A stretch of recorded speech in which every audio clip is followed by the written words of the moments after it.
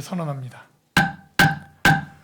계속해서 질의답변을 진행하겠습니다. 질의 있으신 의원님 것으로 신청해 주십시오. 네, 유정아 의원님 질의해 주십시오. 네, 안녕하십니까. 류정아 의원입니다. 점심 맛있게 드셨습니까? 네. 앞서 저희 존경하는 의원님들께서 질의해 주신 내용들 제외하고 나머지 부분들 궁금한 거 위주로 질의 드리겠습니다. 5페이지에 보시면 그 평택시가 저희 모빌리티 그 패러다임 변화에 따라 미래차 산업과 연관 산업 집적화에 대해서 보고를 해주셨는데요. 이 중에 그 자동차 클러스터 사업이 있습니다. 이게 총 면적 44만 2,830평 정도 되는 것 같죠. 이 중에 15만 2,330평 정도가 산업단지로 알고 있고, 이 나머지는 문화나 뭐 이렇게 다른 계획이라고 알고 있습니다. 이거에 대해서 구체적으로 계획이 지금 어떻게 되고 있는 건가요? 세부 진행 현황과 함께 좀 부탁드립니다. 미래첨단산업과장 최형유입니다. 자동차 클러스터에 대해서 설명드리겠습니다.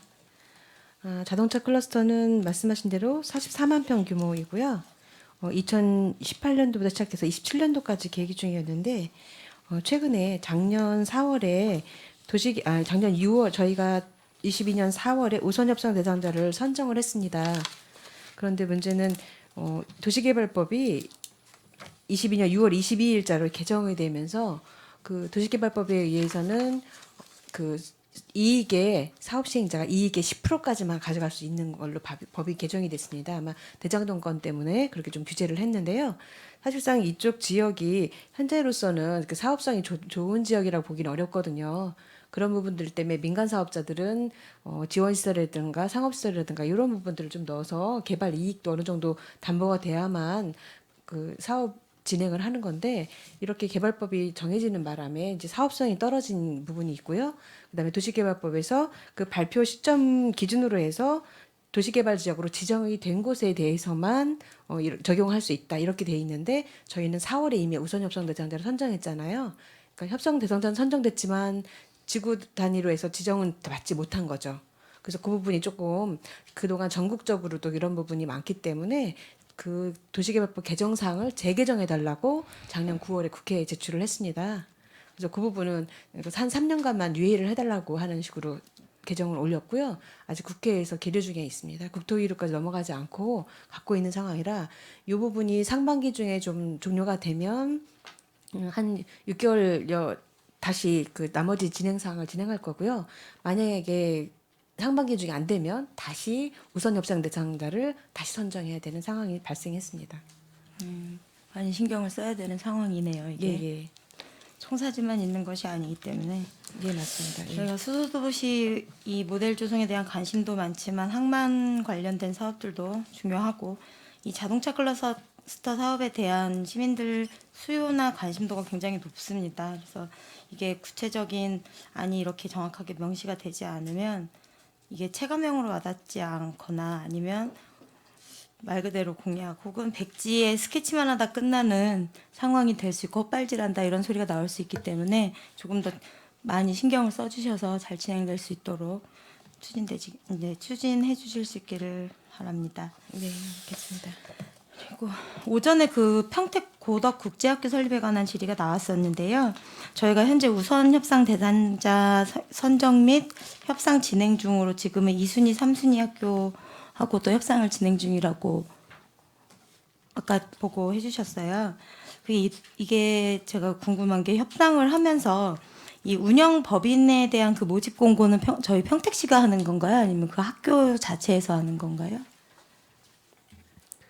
그 운영 법인을 평택시가 모집 공고를 해서 현재 12개 학교가 신청을 했고, 그 중에서 3개 운영 법인하고 협상을 진행하고 있는 겁니다.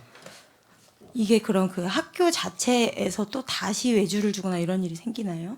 그렇지는 않습니다. 이제 그 뭐냐면 이제 학교 직접적인 운영과 관련해서는 외국 학교 법인만 운영할 수 있고요. 그 기타 이제 부수적으로 급식을 납품한다든가 예. 아니면 뭐 그 다른 뭐 물품을 납품한다든가 그거는 뭐 학교 법인이 할 수 있는 일이 아니기 때문에 그런 건 외주가 들어오겠지만 직접적으로 학생들을 가리키고 학교를 운영하는 거는 외국 학교 법인만 가능합니다. 네. 별도로 궁금해서 여쭤봤고요. 지금 이제 향후 이 추진 세부 과정들을 좀 저희 자세하게 저희 상임위원님들께 수시로 보고를 해주셨으면 좋겠다라는 생각이 나. 이게 질문들이 굉장히 많으시고 해서 관심도가 굉장히 높으신 것 같습니다. 시민분들이 8페이지의 지속 가능 발전 추진에 관한 기본 전략 및 추진 계획 수립입니다. 이 각 분야별 기본 전략이나 추진 계획이 용역 계획 중이라고 되어 있는데 어느 정도 이 지속 가능 발전 실행과 평택시가 함께 나아가야 할 방향성을 좀 잡아두신 것이 계실까요, 국장님? 아직 추진 계획이나 평가책 수립에 대한 용역 추진을 준비하고 있고 그 실제 용역은 3월 달경에 진행할 계획으로 있습니다. 그 과정에서 저희들이 충분히 의견 수렴해서 좋은 방향들이 설정될 수 있도록 노력하도록 하겠습니다. 국장님이 따로 생각하신 어떤 모델이나 방향성 이런 구체적인 건 없으시고요? 아직 저는 공부가 좀 더 필요한 것 같습니다. 솔직하게 말씀드리면. 예. 그래도 복지국장님이셨으니까.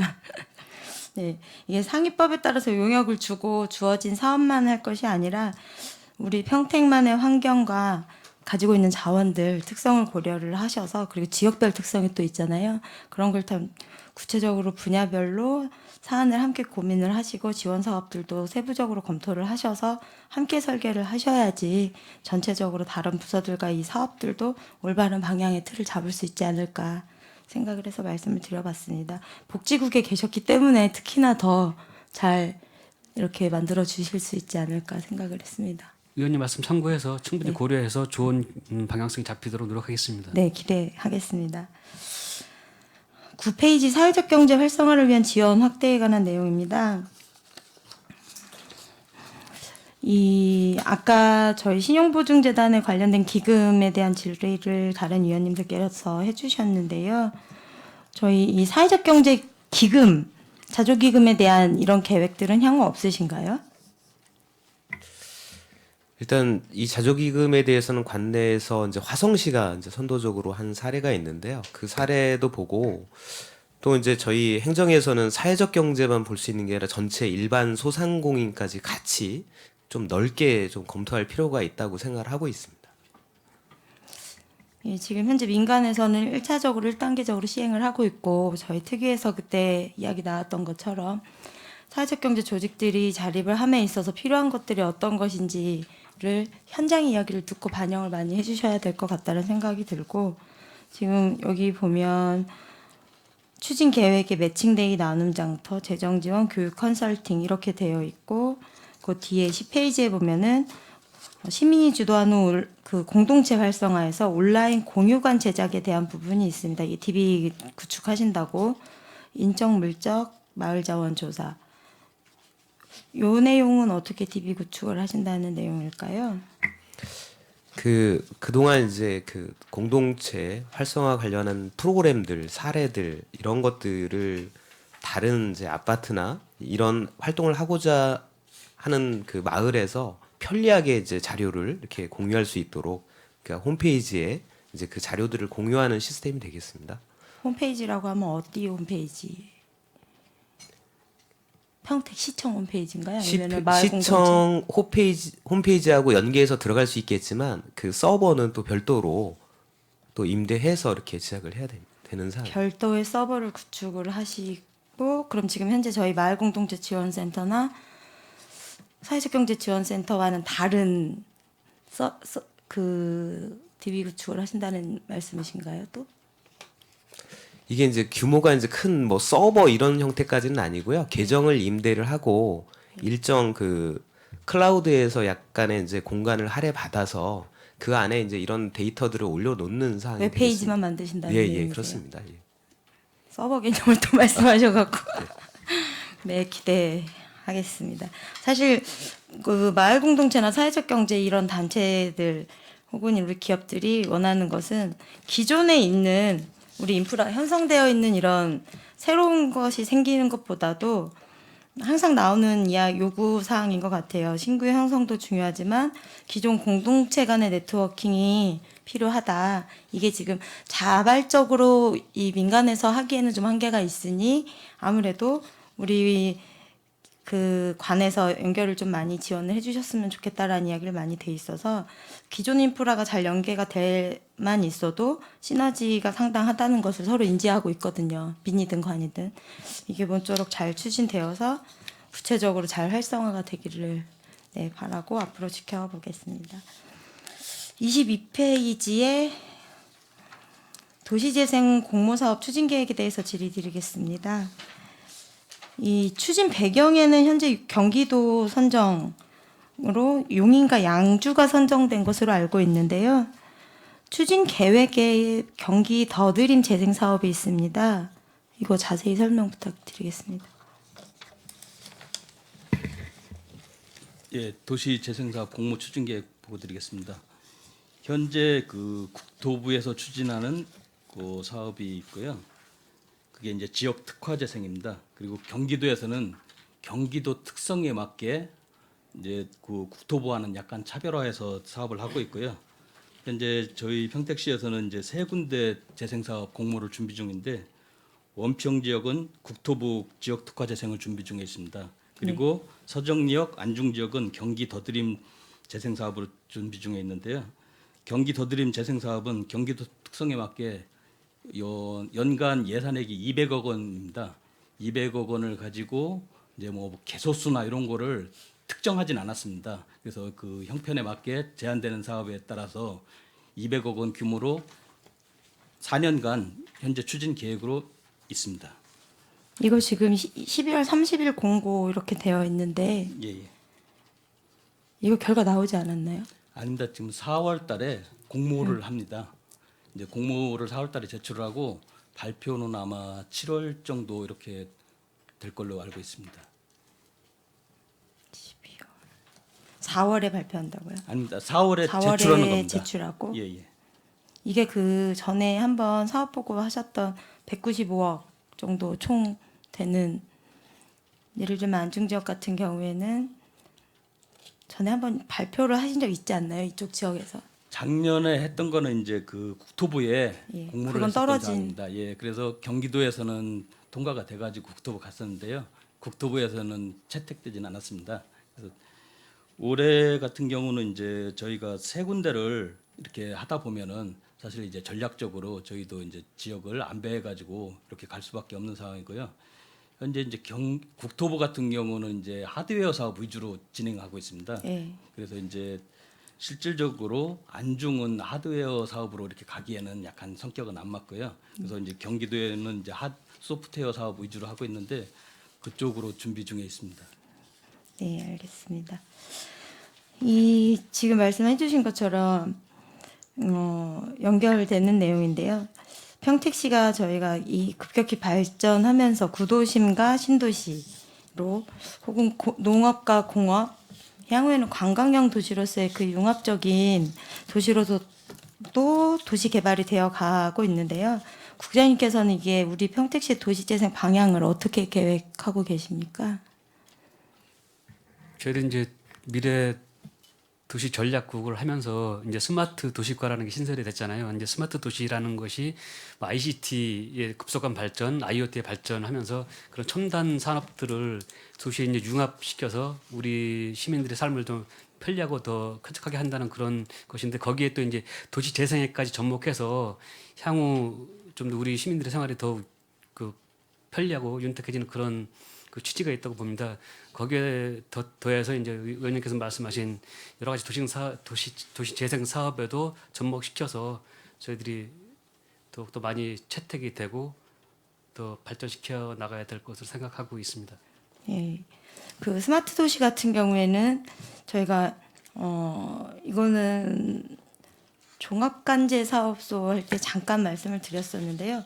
24페이지에 보면 스마트 도시 조성에 관한 내용이 나와 있고 여기 일부의 추진 실적의 스마트 횡단보도, 스마트 폴에 관련된 사업비와 관련해서 이 솔루션 확산 사업이 되어 있습니다. 지금 현재 이게 어느 정도 몇 프로 정도나 되나요? 이 사업 비율이 진행된 게? 그 사업은 이제 작년에 저희들이 선정돼서 진행을 했고 사업은 작년 10월 정도에 완료된 것으로 저희들이 알고 있습니다. 그때 이제 횡단보도 스마트 횡단보도가 20개소가 설치됐고 스마트폴이 이제 48개소가 설치돼서 그 사업은 마무리되고 이제 금년에 이제 스마트 시티 뭐 국가 공모 추진 같은 사업들에 대해서 저희들이 대비를 하고 있습니다. 국장님이 생각하시는 스마트 시티는 어떤 스마트 시티일까요? 그 개념적으로 말씀드리면 아까 이제 설명드렸다시피 최신 정보통신 기술 ICT 또 IoT의 그런 정보통신 기술이 우리 시에 있는 도시 기반 시설들하고 융복합해서 도로나 교통, 뭐 수도, 전기, 학교 이런 것들에 융합돼서 효율적으로 운영하고 그것들이 결국 시민들에게 안전하고 윤택한 삶을 이제 영위하기 위한 그런 것들의 총체적인 개념이거든요. 그런 차원에서 도시가 앞으로 이제 방향이 설정이 돼야 되고 그 도시 재생하는데도 그런 것들이 접목돼서 우리 시민들의 삶이 향후 뭐 좀 윤택해질 수 있도록 하는 그런 총괄적인 작업들이 필요한 거 아닌가 생각됩니다. 디지털화가 되는 저기 걸- 정보통신 기술과 기존의 인프라와 융복합이 되면서 편리하게 나가는 거죠. 이제 네. 스마트 관제도 거기 포함될 것이고 뭐 스마트 횡단보도라든지 뭐 스마트폴 같은 것들을 이용한 그 직관적인 뭐 교통 흐름 이런 것들 뭐 여러 가지 사항들이 될 것 같습니다. 다른 지자체에 가 보면 굉장히 확실히 저희보다는 좀 더 선도적으로 나아가고 있는 게 보이는 곳들이 몇 군데가 있습니다. 그 스마트볼도 그랬고 요즘 들어서 더 눈에 띄는 것 같아요. 제가 이제 개인적으로 다니면서도 그랬고 저희가 교육 방문 같은 거 할 때도 유독 이제 그런 것들이 더 눈에 많이 보이더라고요. 그래서 더 관심이 많이 갔었는데 한번 국장님이나 담당 과장님들께서 또 다니시면서 다른 지자체 것도 유심히 한번 봐주시면 좋을 것 같습니다. 불필요한 우리 그 도로에 있는 것들 중에 불필요한 것들을 하나로 융합해서 스마트폴로 들어가는 것들, 정리되어야 할 것들, 가로정비와 연결된 것들 이런 것들이 굉장히 많은 것 같아서요. 보시면 좋을 것 같다는 생각이 들고요. 예산이 좀 효율적으로 사용됐으면 좋겠다.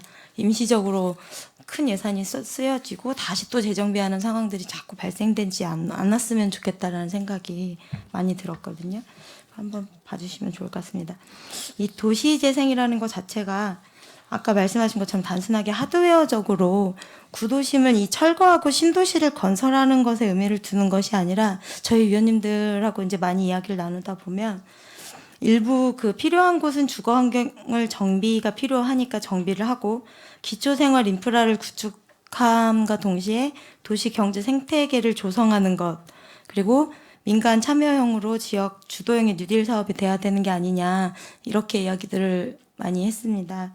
반드시 보존돼야 할 것을 찾고 가치 있는 것들이 무엇인지 심도 있게 조사를 해서 원도심과 신도심이 함께 상생할 수 있도록 고민을 많이 해주셔야 될 것 같고요. 그리고 특히 지금 철도 주변역 정비 사업이 같이 들어가 있는 만큼 물론 이제 뭐 국비 활용한 그런 사업이 더 많긴 하지만 그래도 그 주변 역에 대한 부분만큼은 더 많이 고려를 해야 될 것 같고요. 또 그 시민들하고 공론화가 어느 정도 되어 있는지 또 주민 의견 수렴이 얼마나 반영이 되어 있는지를 더 면밀히 검토를 하셔서 홈페이지도 활용을 하시고 우리 그 카카오톡 채널을 활용하셔서 시민 의견을 더 많이 더 검토를 기존보다도 더 많이 해봐 주셨으면 좋겠습니다. 그래서 좀 그런 시너지로 평택이 그 융합되는 도시로 해서 대도시로 갈 수 있도록 저희 미래전략국이 굉장히 큰 역할을 해주실 것 같다는 생각을 해봅니다. 네, 앞으로 응원 드리겠습니다. 네, 이상입니다. 네, 유종아 의원님 수고하셨습니다. 질의 있으신 의원님? 예, 최종구 의원님 질의해 주십시오. 네, 최준고 의원입니다. 수고 많으십니다. 앞서 의원님들께서 많은 질문, 좋은 질문들 많이 주셨고요. 구체적인 것들을 이제 많이 질문을 주셔서 저는 좀 큰 틀에서 궁금한 것들을 좀 여쭤보고자 합니다. 미래전략과 이제 미래전략관에서 이제 미래전략과로 이제 구의 편성이 되었습니다. 새로 사업을 이렇게 꼭지를 하나 가장 앞단에 이제 배치를 해서 저희에게 자료를 주신 것이 이제 평택형 공공 서비스를 하겠다라고 말씀 주신 것 같습니다. 근데 평택시가 도입하고자 하는 공공 서비스의 개념은 어떤 건가요? 제가 보기에 이제 시에서 하는 대부분의 서비스가 이제 공공 서비스 아닌가라는 생각이 드는데, 이제 특화해서 공공 서비스를 이제 미래 전략과에서 만들어 보겠다라고 말씀 주셨는데, 이제 어떤 방향성을 가지고 계시는지, 아니면 평택형 공공 서비스의 특징은 무엇인지, 뭐 이렇게 특징을 좀 잡아서 진행해 보겠다는 고민이 좀 있으시면 말씀을 주시겠어요? 짧게 네, 답변드리도록 하겠습니다. 길게 주셔도 예. 평택시가 이제 양적 성장을 급격하게 하면서 대규모 개발 사업 위주의 그 양적 성장에 집중을 해 왔습니다. 네. 그게 이제 도시를 키우는 데는 외형적인 성장이 상당히 중요해서 그동안은 그렇게 해왔지만, 그런 것들이 주민들이 느끼기에는 체감으로 잘 와닿지 않은 그런 문제들이 있다고 봅니다. 그래서 저희들이 좀 새로운 패러다임을 가지고 시민들이 생활에 좀 밀착되는 그런 새로운 공공 서비스를 좀 개발해야 되겠다는 그런 차관점이 하나 있고요. 이렇게 함으로써 양적 성장에서 질적 성장으로 전환이 되면서 시민들이 좀 우리들의 시에 사는 시책들이 생활 속에서 함께 해주는 그런 형태로 발전해 나가는 그런 그 기본적인 개념을 가지고 출발하게 됐다고 말씀드릴 수 있을 것 같습니다. 공공 서비스 분야를 새롭게 개발하게 된 계기가 이제 말씀 주셨던 것처럼 이제 양적 성장의 시기에 이제 질적 성장이 필요한 시기가 되었고, 생활 밀착형 공공 서비스의 개념을 도입하겠다고 말씀 주셨는데, 그러면 지금까지 시에서 추진해왔던 공공 분야의 서비스가 양적, 질적으로 부족하다고 판단을 하시는 건가요?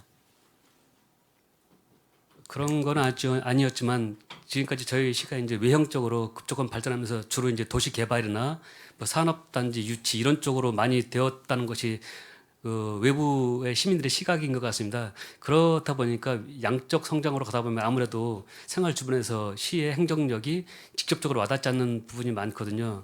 그런 것들을 좀 이런 이제 우리들 구상하고 있는 공공산후조리원이라든지 아니면 뭐 도심 속 힐링 피크닉 같이 그런 것들 하면서 실질적으로 와닿는 그런 그 서비스를 제공하고 싶은 그런 그 정책 방향입니다.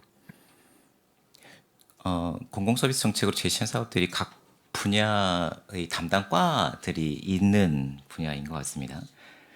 근데 말씀드렸던 것처럼 산후조리원 같은 경우에 복지과가 있을 것 같고요. 그 휴양시설 같은 경우에는 이제 문화 쪽에서 담당을 해주셔도 될 것 같은데, 이거를 굳이 평택형 공공 서비스라는 꼭지를 만들고 미래 전략과에서 추진을 하겠다라고 말씀을 주시는 이유는 무엇인지요? 기존의 부서들이 분명히 업무 영역이 있고 그거는 맞는 말씀인 것 같고, 대신에 현업 부서들에서는 지금 당장에 있는 업무들을 처리를 하다 보면은 새로운 아이템들에 대한 고민이나 이런 것들이 사실 미약하다고 볼 수 있거든요. 그래서 이런 기능들을 별도의 조직에서 만들어서 새로운 아이템들을 찾고 그런 것들을 초기 단계에서는 좀 개념 정립을 하고 안착시킨 다음에는 그 다음에는 이제 성숙한 단계가 되면은 해당 부서로 이관시켜서 이제 진행을 하게 되고요. 이런 기능들이 사실은 그 전에도 일부 있었거든요, 시에서. 과거에 보면은 저희들이 지금 횡단보도 앞에 그 그늘막 설치하는 것도 과거에 이제 신성장 전략과에서 그런 팀이 있어서 그런 것들을 시범적으로 뭐 5개 도입해서 확산되면서 이제 나중에 다시 이제 그 도로 부서로 가고 이런 과정들이 있었기 때문에 이번에도 시범적으로 하는 것들은 뭔가 이제 한 부서에서 좀 고민해서 이제 좋은 정책들을 찾고 그거를 이제 안정화시킨 다음에 현업 부서로 넘기는 그런 시스템이 효율적이라고 생각하는 그런 생각이 있습니다. 예. 이제 미래전략관 시절에도 이제 사회적 경제 업무를 보시면서 이제 인큐베이팅이라는 표현들을 많이 썼었습니다. 그래서 지금 말씀 주셨던 것을 제가 이해하는 것은 각 과에서 현업의 업무량도 있고 새로운 혁신적인 정책을 추진하기에는 다소 무리가 있을 수 있으니 미래전략과에서 이런 아이디어들을 가지고 혁신적인 정책들을 인큐베이팅해서 안착이 되면 담당해 줄 수 있는 과로 이관시키겠다, 이렇게 이해하면 되겠습니까?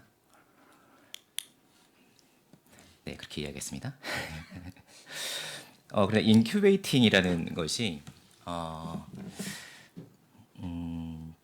어떻게 보면 여러 과에 포괄되어 있어서 한 과가 담당하기 어렵거나 아니면 어느 한 과에서 하기에 새로운 개념이 도입이 됐거나 이런 것들을 안착화시키고 뿌리를 내리게 하기 위한 노력들의 분야에는 필요하겠다라는 생각이 드는데 기존의 과에서 추진할 수 있는 사업들을 그 과의 업무량과 어떻게 보면 업무 그 담당과의 업무가 이제 경직화되어 있어서 추진하지 못하는 것을 이제 이쪽에서 인큐베이팅해서 넘기겠다라는 것이 맞는가에 대한 고민은 조금 있습니다. 그러한 것들을 각 과에서 근본적으로 혁신적으로 더 받아들이게 하고 더 잘 추진하게 하는 것이 근본적인 해결 방안이고 조직 그 혁신을 이루어야 하는 것 방향 아닌가라는 생각이 드는데 전국에는 기존 과에서는 받아들이지 않을 거니까 만들어서 성공시켜서 추진하겠다.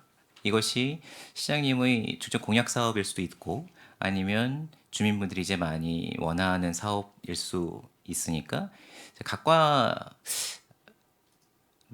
더 조직을 혁신할 수 있게 만드는 것이 더 근본적인 방안이 아닌가라는 생각이 드는데 국장님 어떻게 생각하세요?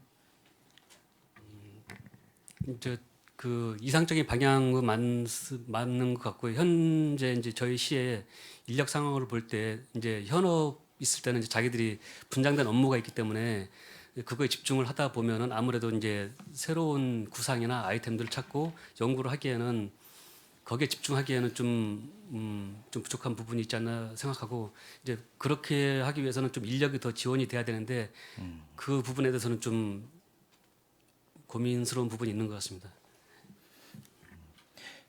네, 혁신적인 정책들이나 이런 거를 냈을 때 각 과에서 어떤 그 어드밴티지가 있거나 그런 것들을 활용을 해서 좀 이렇게 연성화시키는 것이 맞지 않겠는가에 대한 큰 틀에서의 고민은 있고요.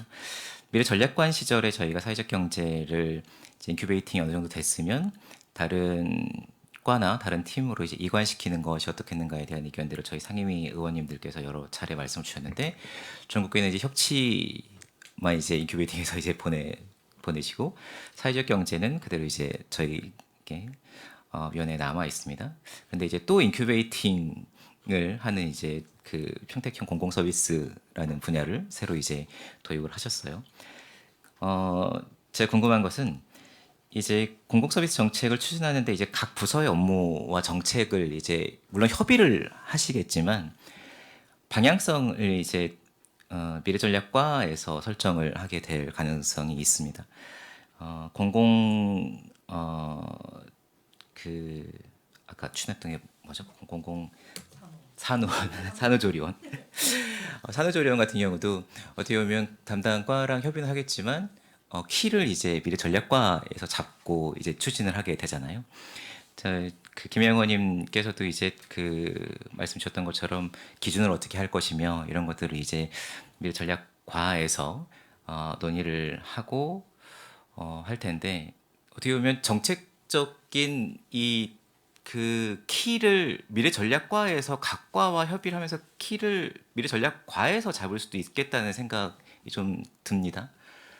그래서 이게 기획실도 제 체계상에 이제 시에는 있고, 근데 이제 미래 전략과에서도 각 과의 혁신적인 아이디어를 가지고 이제 추진을 하다 보면 상충되는 부분은 없을까? 물론 이제 시 안에서 위계 체계가 있고 뭐 협의 체계가 있기 때문에 잘 추진이 되긴 하겠지만 이런 것들 잘 정리가 돼야겠다. 무슨 말씀인지 다 고개 끄덕거리신 거 보니까는 이해되신 것 같고요. 잘못하면 미래 전략과가 정책 추진의 되게 중요한 키를 쥐는 과가 될 것 같습니다. 그러지 말라는 것이 아니고요. 그만큼 잘 노력을 해주십시오라고 말씀을 드리는 겁니다. 다음으로 미래 자동차 관련된 건데요.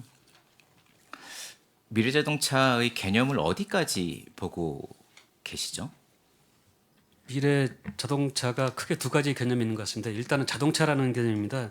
이제 미래 자동차가 친환경 전기차, 그 다음에 이제 수소차에다가 여기서 조금 기능을 더 보탠다면은 UAM이라고 도심 항공 모빌리티까지 해서 이제 이런 게 이제 미래 자동차의 개념이고, 거기에 하나 더 하면은 ICT와 그 정보통신 기술과 인공지능에 기반한 자율주행차 요 개념까지가 포함해서 이제 미래 자동차라는 큰 개념 하나가 성립이 되고, 그 미래 자동차 개념에서 O2O나 스마트폰 플랫폼 기반으로 해서 공유 이동 수단까지 총괄하는 개념을 미래 자동차 산업 개념이고, 그거를 이제 전체로 총괄하는 게 미래 자동차 산업 기반, 이런 식으로 정의가 되는 것 같습니다. 친환경 전기차, 수소차, 항공 모빌리티, 자율주행차까지 하드웨어적인 것하고, 이제 우버나 디디 추싱, 중국의 이제 이런 회사들 공유 이동 서비스까지 같이 개발하겠다. 이걸 미래 자동차로 개념으로 보고 평택시는 추진한다라고 제가 이해를 하겠습니다. 미래 자동차 산업 생태계를 크게 4가지 권역과 분야로 나눠주신 것 같습니다. 수소 에너지 산업, 그리고 미래차 산업, 그리고 전기차 클러스터, 그리고 미래차 서비스 산업 4개 권역과 분야로 나누어 주신 것 같은데요.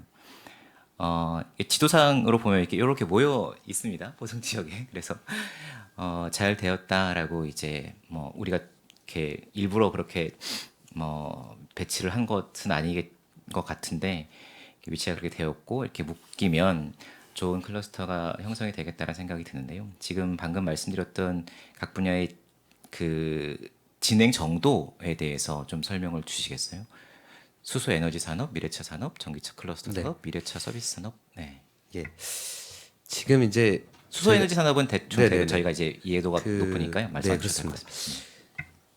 저희가 이제 중장기적으로 보면 지금 이제 평택의 산업의 가장 이제 첫 번째는 반도체 산업이 지금 평택을 이끌고 있고요.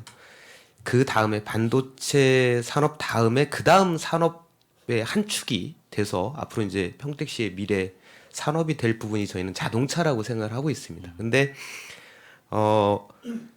지금 가장 핵심이 되는 거는 항을 주변으로 해서 완성차들이 지금 있는데, 이게 이제 에너지 전환, 그다음에 기술 전환에 의해서 산업이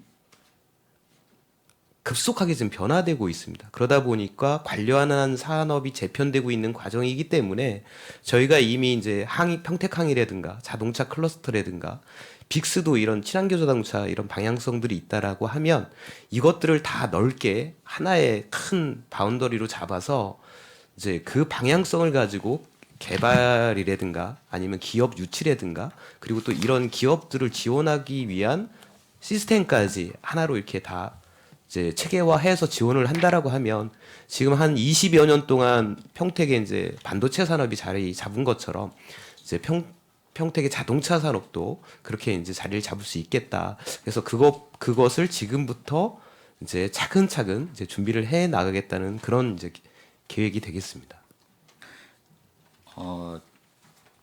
과장님이 보기에 평택이 갖는 미래자동차 산업의 발전을 위해서 평택이 갖는 장점은 뭐가 있을까요? 이제 뭐 수소가 있고 반도체가 있고, 반도체가 뭐 옆에 공장이 있다고 해서 뭐 더 싸게 갖다 쓸 수 있는 건 아니니까.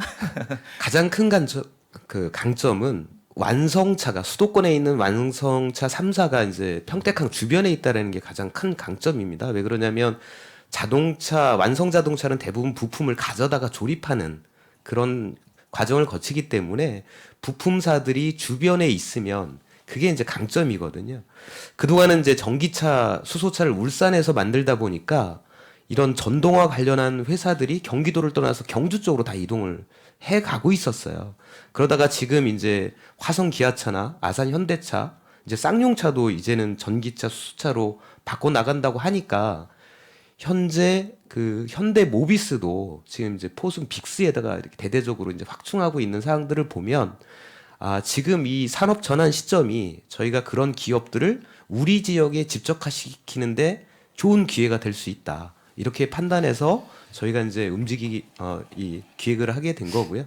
그래서 뭐 가장 큰 관점은 완성차가 있다는 점. 그리고 두 번째는 기존에도 저희 부품사들이 많이 있었습니다. 아까 국장님께서도 그 제안 설명 때 말씀 주셨지만 기존에 서부 쪽에 보면 한라, 만도가 대표적인 부품사고요. 거기에다 현대위아 그리고 LG전자가 국내에서 가장 크게 투자한 지역이 또 평택인데 그 LG전자도 이제 스마트폰 철수하고 이제 전장 사업 쪽으로 가고 있고 그 단지 50만 평 이내 내에 LG 이노텍이라든가 그 LG 전기라든가 그 전동화 자동차 그러니까 전장과 관련한 지금 기업들이 대거 입주해 있기 때문에 이런 것들을 다 연계시키고 이제 국가적인 그 사업까지 저희 지역에 유치할 수 있도록 노력한다면 지금 반도체와 같은 그런 하나의 산업축을 형성할 수 있을 거라고 생각을 하고 있습니다. 유정원님 서부 지역 좋아지겠습니다. 말씀 주셨던 것처럼 이제 그 부품사들이 많이 평택에 위치를 하고 있고 이 부품사들이 미래자동차에 필요한 부품들을 만들 수 있도록 지원하고 혜택들을 주는 것이 평택 미래에 있어서 되게 중요하다라고 이제 말씀 주신 것 같은데요. 이게 국가 차원에서도 이제 그 혁신 성장 선도 과제라고 이제 그 지정을 해서 국책 사업으로 많이 진행을 하고 있는 것 같습니다. 그래서 미래자동차 산업 육성을 위해서 평택시가 이렇게 정부에서 추진하는 사업들이 대부분 많이 있을 것 같아요. 평택시에서 이제 할 수 있는 이 사업의 발전을 위해서 평택시가 할 수 있는 일이 무엇일까를 고민을 좀 해보면 이제 뭐 기업을 유치하고 특고를 지정하고 세제 혜택을 주고 뭐 이런 것들이 대략적으로 제가 떠오르는데 이제 관련돼서는 이제 그 잠시 후에 이제 질의 드릴 산업진흥원에서도 그런 프로그램들이 있는 것 같은데 과장님이 생각하시기에 평택시의 역할 가장 중요한 역할이 무엇이라고 생각을 하시는지. 네. 평택 산업에 있어서 그동안 좀 아쉽게 여겨왔던 부분이 다른 지역과 달리 어떤 그 한 종류의 산업이 집적화되지 못했다. 그러니까 집적화율이 좀 낮았다라는 게 이제 그동안 약점이었었는데 지자체에서 할 수 있는 방향은 이 주변의 개발 사업들의 방향을 통일시켜서 이쪽에 기업들이 집적화할 수 있도록 하는 역할이 있을 것 같고요. 그리고 당연히 이제 집적화되고 하다 보면 저희 지자체가 노력하고 했을 때 정부에서 이 산업을 육성하기 위한 연구소라든가 센터 그것들을 설립하고 또 그것들을 통해서 지원하는 사업들이 있을 텐데 그런 것들을 사전에 저희 지자체에서 준비를 해서 그런 국책 사업들 아니면 국책 연구기관들을 지역에 유치하도록 노력한다면 이런 생태계가 이렇게 조성이 되고 발전해 나갈 수 있을 거라고 생각을 하고 있습니다. 관련돼서 그 공유 이동 수단 서비스 산업도 여기 보면은 미래차 서비스 산업 자율주행과 커넥티드 이쪽 현덕지구 쪽에 이제 위치하는 것이 맞겠다라고 해서 집적화를 하겠다라고 말씀 주셨는데 브레인시티에도 관련된 내용들이 이제 들어가는 걸로 되어 있더라고요. 네, 저희가 생각했을 때는 그 어떤 아주 전문 그 인력이 있는 연구소 같은 경우에는 사실 아직 초반에 이게 서부 지역에 입지하기는 좀 어려움이 있어서 브레인시티에 이제 입지시키는 것도 저희가 고려를 할 거고요. 그 다음에는 이제 서부 지역도 기술 지원이나 시험 인증이라든가 이런 연구 기관들이 필요합니다. 이제 그런 것도 같이 그러니까 브레인시티 쪽과 요 서부 지역을 같이 놓고 저희는 이제 유치를 하려고 합니다. 이것도 마찬가지로 미래 전략과 미래 자동차 산업도 이제 공공 서비스 관련돼서 아까 드렸던 것처럼 이제 각 과에서 자동차 클러스터 그리고 포승 빅스 현덕지구 개발 이 사업들의 이제 집적화해서 방향성을 가지겠다라고 이제 말씀을 주셨는데 담당 부서와 협의하는 과정에 정책의 키를 미래 전략과에서도 이렇게 키를 가지실 수 있을 것 같아요. 그래서 물론 이제 뭐 사업을 하시다 보면 그 미래 전략과에서 다 좌지우지할 수 있는 상황도 아니실 테고 국제학교 뭐 추진하고 이러는 데 있어서 키를 지금이야 잡으셨지만 기존에 보면 부탁하는 과정에 있었던 것으로 아는데 당부드리고 싶은 것은 미래 한 10년, 20년 후에 평택에 이제 발현되는 그런 성과들의 사업들인 만큼 미래 전략과에서 되게 잘 키를 잡아주셨으면 좋겠다라는 말씀을 꼭 드리고 싶고요. 국제학교 관련돼서 조금 여쭤보도록 하겠습니다. 위원장님 시간이 되면은 뭐 필요하시면 말씀 주십시오. 네, 네 하셨다 할까요? 네, 네. 자, 위원 여러분, 원활한 회의 진행을 위해 잠시 정의하고자 하는데 이의 있습니까? 이가 없으므로 10분간 정회를 선언합니다.